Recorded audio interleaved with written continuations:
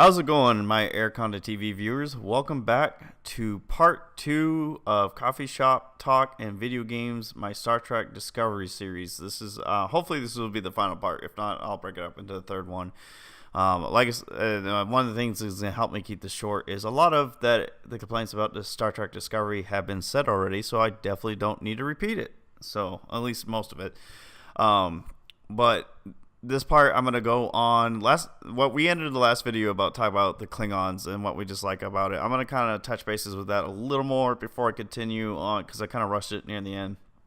Before I continue on talking about the characters in Star Trek Discovery, the first character obviously we're going to start off with is Michael Burnham. Once I'm done kind of covering the Klingons, but so without wasting any more time, I'll go ahead and get started with talk about Klingons. Now, like I said, there's nothing I like about the Klingons. The only thing close to Klingon that I enjoy and like is the Ship of the Dead. And even then, that's a stretch. Like I said in the previous video, it looks like a Y-Wing on steroids to me. The only thing that looks Klingon about the ship is the fact, well, it doesn't even look Klingon. It just looks super weird.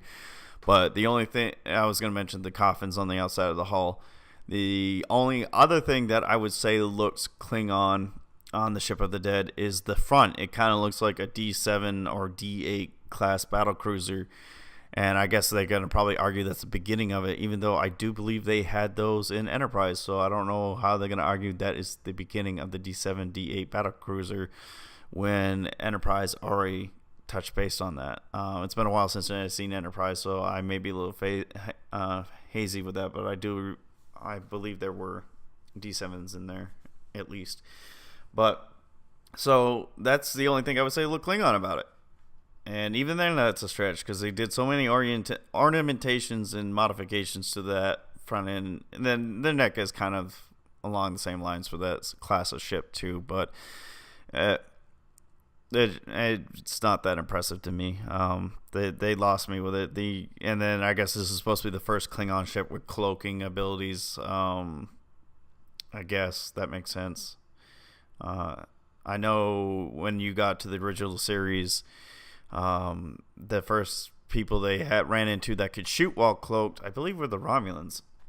And I can't remember the name of the episode, but it's a pretty good episode. I know it's one of the more mentioned episodes when it comes to the original series.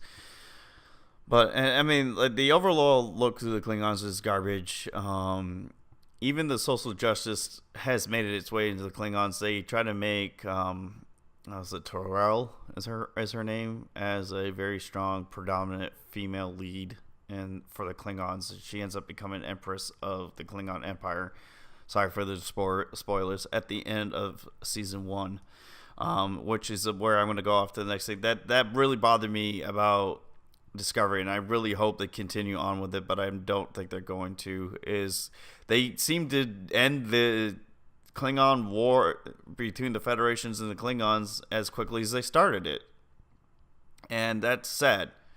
It felt choppy, it felt rushed, it looked like garbage. The ending was garbage. The ending was a joke.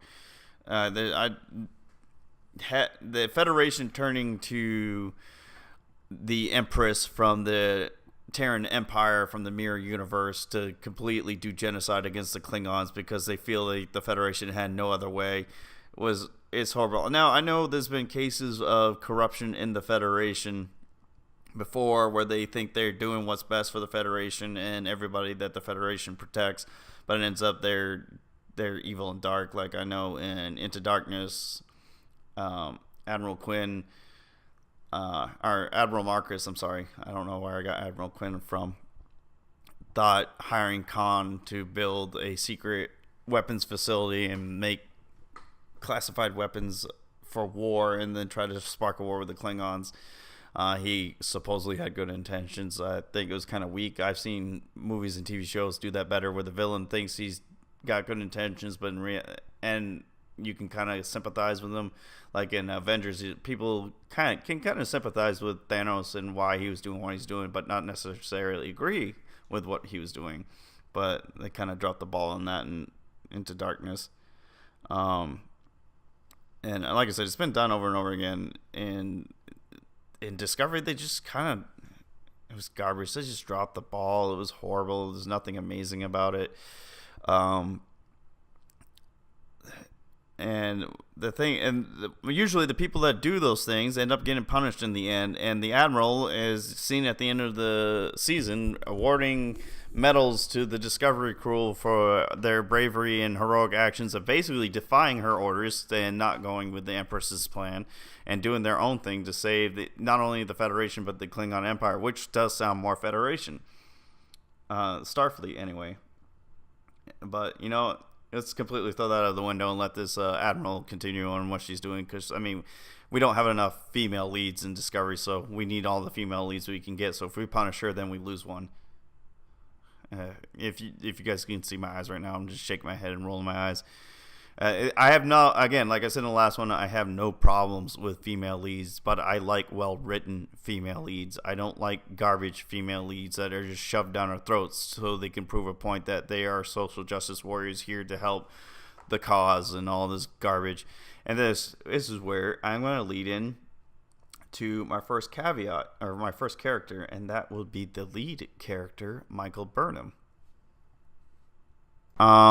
Overall, the premise of the character wasn't terrible. It was doable, but the writing and script, and I could say probably the acting performance, was what ruined it for me. Before I get into what I thought about Michael Burnham personally, I'm going to go off of a snippet from an article by independent.co.uk. I'll have a link down in the description about the article I used. It was part of the dislike section of what they did not like about episodes 1 and 2 of season 1 of Star Trek Discovery. Where in this paragraph, and I'll include it in this video, they said the writer, and I think these are like Twitter posts or something. I don't think this is actually by the writer of the article itself. I think this is just comments they found by different viewers all across the internet. That's what I got from it anyway. But in this paragraph this little post, it says, "Unlikable lead. The main protagonist couldn't be more unlikable if they had her kill a baby in her first scene. Rude, indignant, stubborn, overly emotional, not to mention the actress seemed to be phoning in her performance." Okay, so I actually agree with that a lot, and that's why I'm having it in here. I tried to like her at first, and I was kind of liking her up until she gets in her first argument with Captain Georgio on the Shinzo when they run into the Klingons for the first time. So, for those of you who may not know, Michael Burnham is supposed to be an orphan. Her family was killed in a Klingon raid. I can't remember what planet they were supposed to be on. And she was one of the few survivors of the raid. And she was found, I guess, by Vulcans. And Sarek actually starts raising her. So she is like the adopted sister of Spock. First problem right there. How come we never heard about this supposed adopted sister by Spock? Especially when she apparently had such a huge vital role in the Federation when it came to the Klingon War. At least that's what they kind of are passing this off as. And apparently, seeing in season 2, because for those of you that don't know, and again, spoilers, the Discovery's heading to Vulcan to pick up their new captain, because first captain, Lorca, who we'll talk about later, ends up being a Terran actually from the Mirror Universe and part of the Terran Empire, who was actually originally plotting to kill Empress or Emperor Georgio, because we don't use feminine masculine terms anymore. And he tried to overthrow her and take over, because such is the way of the Terran Empire. You become emperor by whoever kills the last emperor. And he failed and somehow got mixed up in the Prime Universe, which the Prime Lorca also seemed to disappear at the same time as him. But, well, again, I have issues with that, and we'll get into that later. So that captain's gone. So Saru, who we'll talk about later, ends up taking over command of the Discovery. Again, nothing wrong with Saru. I'll talk about him in more detail, and what I liked and didn't like about him. And now Saru is actually... then Saru gets replaced by Empress Georgio from the Terran Empire of the Mirror Universe, because the Terran Empire gets all but eliminated by the Discovery crew. And Michael Burnham, in a weak moment of sympathy and emotions, decides to kidnap the Empress because she has a mother figure in Captain Georgio. And Captain Georgio, for those who don't know, is dead because she was killed by the Klingons in the second episode. So they're on the way to Vulcan, and Saru's back to acting captain until they pick up this new captain on Vulcan, who ends up they get interrupted by the Enterprise sending a distress call by Captain Pike, who ends up assuming command of the Discovery for some Starfleet regulation to help some crisis. So the constant, and this is a big issue with Discovery as a whole. There is no firm foundation on who is going to be the crew you're going to know and love. The only person you know that's apparently going to be consistent is Michael Burnham. That's the only thing. Stamets, I wouldn't even know if he's going to be a permanent. I mean, he's currently losing his mind because of his dealings with his spore drive and the mycelial network, and now he's lost his mind because he found out his lover is dead. I actually forgot the doctor's name. I'm actually not even going to talk about him because he's dead, but though I wouldn't be surprised if they bring him back. So I can't remember his name, so I apologize about that. But like I said, my issues with Michael Burnham is everything that was just stated in that article, and I know, like I said, that Spock never was mentioned her, so it's kind of hard to believe that she's an adopted sister of Spock. But people argue, well, Sybok was never mentioned until the movie where they brought him in, and I guess that makes sense. And Spock, it was kind of a private person. He didn't talk about his family or his life that much. But you would think you would hear some mention of Burnham at some point, either by a Starfleet officer or by somebody in Spock's family, but you never do. But that's because, obviously, she never existed until Discovery. But, okay, so let's get past that. Is Discovery taking creative license so they can make the show more entertaining for viewers or give some substance to the show? My big complaint is she's supposed to have all this Vulcan training and wisdom and knowledge on how to control her emotions.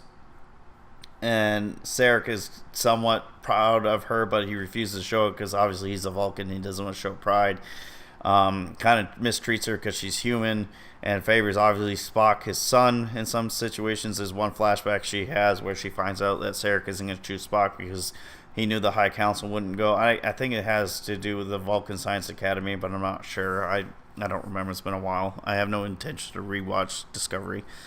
But Sarek is talking to his wife about who he's going to pick, and she's trying to push Burnham because Burnham is a good choice, but he says he can't because she's human and the High Council will never go for it, so he's going for Spock instead because he's at least half Vulcan. And that's where you see her be the most emotionless, logical character out of all. She's able to control herself, keep her composure, but that's the only time. For the rest of the show, except for a couple more flashbacks, she is the most irrational, most emotional character in the whole entire show. It's like, why bother have her be raised by Vulcans if she can't even have any slight control over her emotions and better use of logic? Other than the fact, I mean, the only thing that she benefit by being raised by Vulcans is her knowledge of the Vulcan culture, and then being able to refer back to Sarek for help, like in the Vulcan Hello, which is episode 1, where Sarek urges her to get her captain to fire on the Klingons first, because that's the only way the Klingons would respond.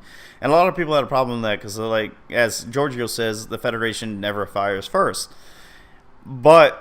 And then they said, how's that a hello? That's such a joke to shoot on the Klingons. Obviously, if you shoot on the Klingons, they're going to shoot back because they're a warrior race, and that's what they know and love.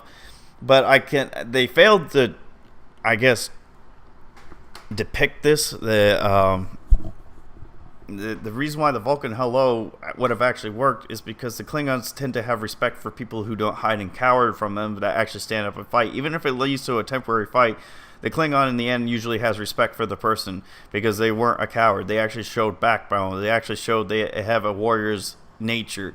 And that's what Sarek was trying to tell Burnham. So that made sense to me. I didn't have a problem with it, but I did have a problem with how weak they portrayed it, and that's why a lot of people got pissed off about it. That, like, yeah, the Federation never fires first. Why would they even suggest that?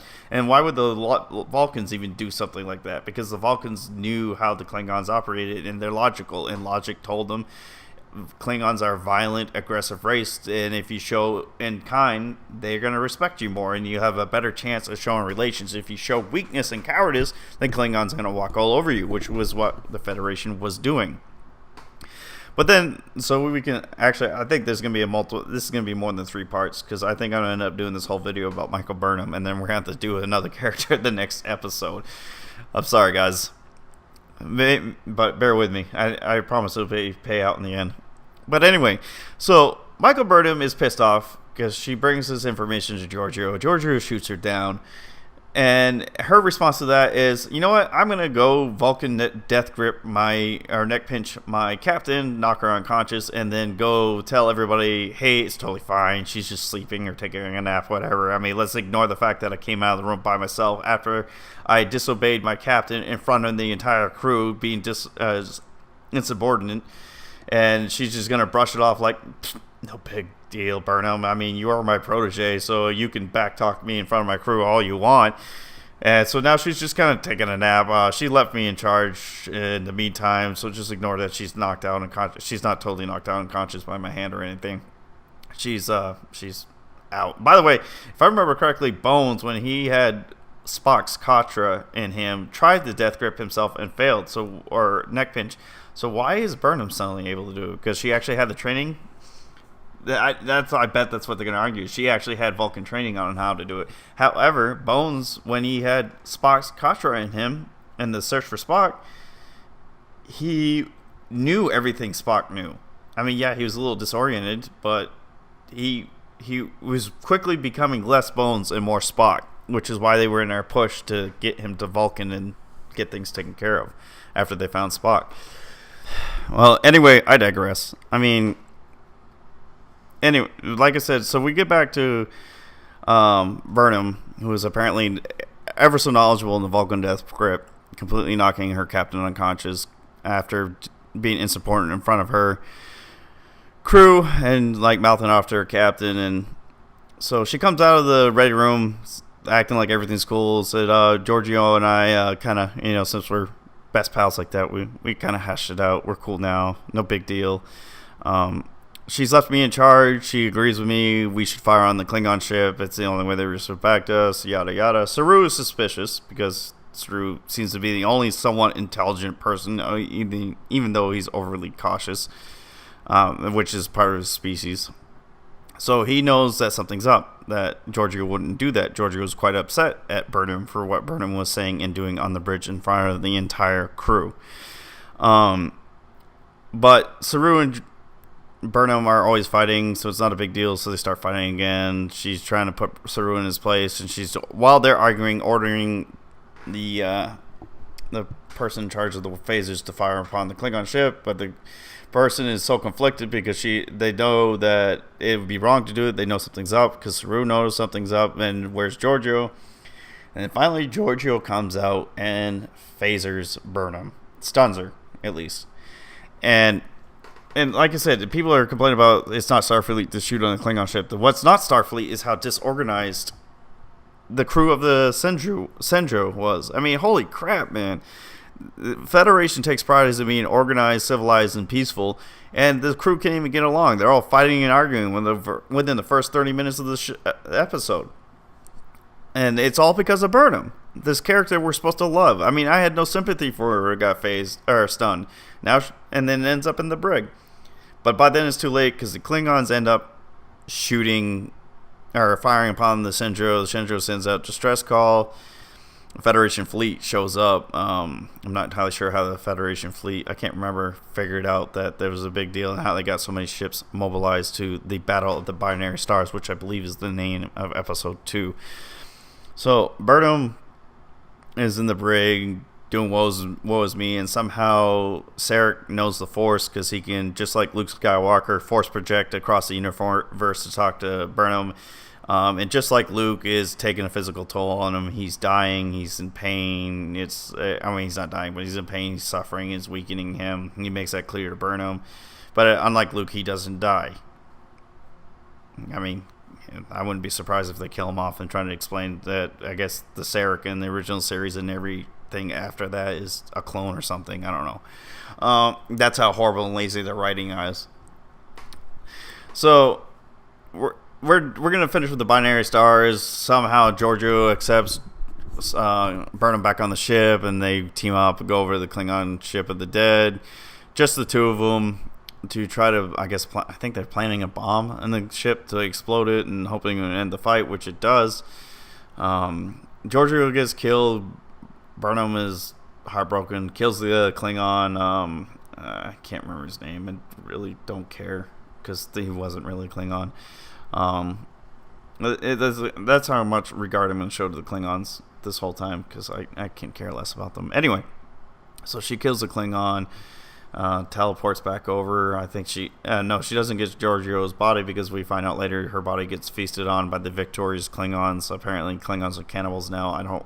Maybe I'm missing something, but I don't ever remember them being cannibals, but whatever. But that's in the first episode, the first two episodes, they show what Burnham's supposed to be, and you think, well, maybe it's just a fluke because she's going through a rough patch. She lost she's all over the place. She was finding out she's about to get the command of her own ship by recommendation of Captain Georgio, and now Georgio's dead, so she's all over the place and emotionless. But nope, that it wasn't a fluke. She is like that in the entire season, constantly challenging, constantly no control over emotions, exhibits no logic at all, despite being raised from childhood by Sarek, one of the most respectable Vulcans in Star Trek lore, and stepsister to the Spock. And yet, it's no big deal. Let's just throw all that out the window and let her go back to her rational. In fact, I'm starting to think they're going to say that her training by Vulcans is what made her so irrational in the first place, because she's so conflicted with who she is. I mean, I know they're trying to use the story that her parents were killed by the Klingons, so she's had a messed up life since childhood, and it continues to get worse because now she lost her mother figure / mentor in the first fight with the Klingons, and she hates Klingons, and she's gonna take that hate and anger to the grave, and is gonna dictate all her decisions in life.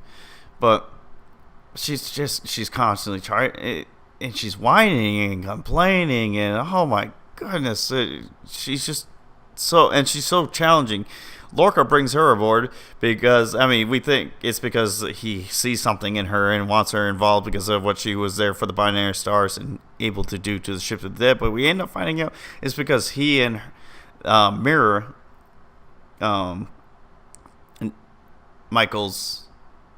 Michael Burnham, end up having a thing, and that was one of the things that pissed off Emperor Georgio, is because he basically took Michael from her and the Mirror Universe, and so he's hoping maybe he can have a thing with Prime Universe, Burnham, especially since she's in such a rough place, and he can win her over, and she can be his empress or queen or whatever in their sick, twisted fantasies.